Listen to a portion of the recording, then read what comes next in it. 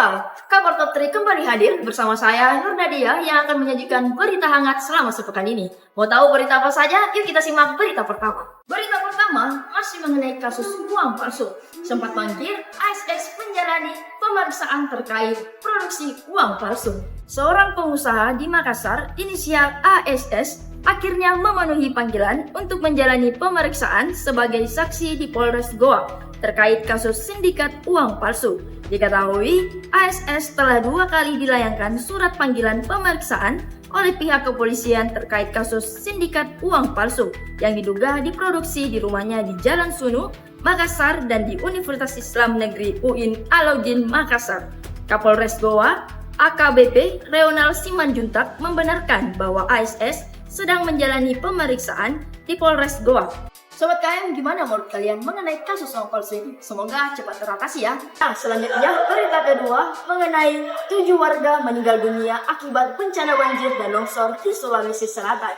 Tercatat sebanyak 7 warga dilaporkan meninggal dunia akibat bencana banjir dan longsor di beberapa daerah di Sulawesi Selatan.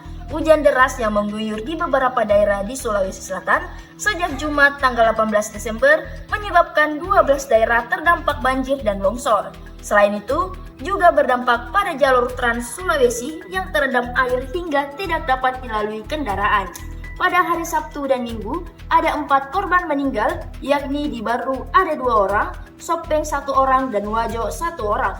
Kemudian ada di Makassar 3 orang meninggal dunia. Nah, kita masuk berita terakhir. Berkas perkara kasus skincare Makassar sudah dilimpahkan ke Kejaksaan. Polisi tunggu P21. Yuk kita simak sama-sama berita berikut. 3 pemilik kosmetik atau skincare yang mengandung bahan kimia berbahaya, yaitu merkuri, hingga saat ini belum dilakukan penahanan oleh pihak kepolisian. Namun, hingga saat ini pihak kepolisian belum melakukan penahanan terhadap ketiga tersangka tersebut. Kabid Humas Polda Sulawesi Selatan, Kombes Pol Didik Supranoto, mengungkapkan bahwa berkas perkara 3 tersangka saat ini sudah berada di Kejaksaan untuk proses lebih lanjut. Nah, itu dia 3 berita top dalam pekan ini. Pantau terus portal kabarmakassar.com untuk memenuhi kebutuhan informasi Anda.